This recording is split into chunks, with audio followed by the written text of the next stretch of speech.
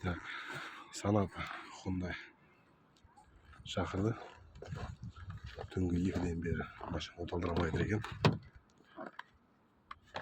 Ошибка бізде 1678 иммобилайзер дейді. Машина қуалайды, бірақ оталмайды. Метка бар. Машина оталмайды. Мынаны қарасақ, сигналка істемей тұр екен. Жанбай тұр. Бұл неге жанып тұру керек? Блокты бәрі питаниясымен тексере келе. Бізде мына зеленка бар екен, мына ішінде. Соны ішін ашып қарасақ, сигналка блокировка берген ғой, оталдыруға. Қазір біз оны полный қайттан заводской проводтарын бір-біріне қосып, машинасын оталдырып беретін боламыз.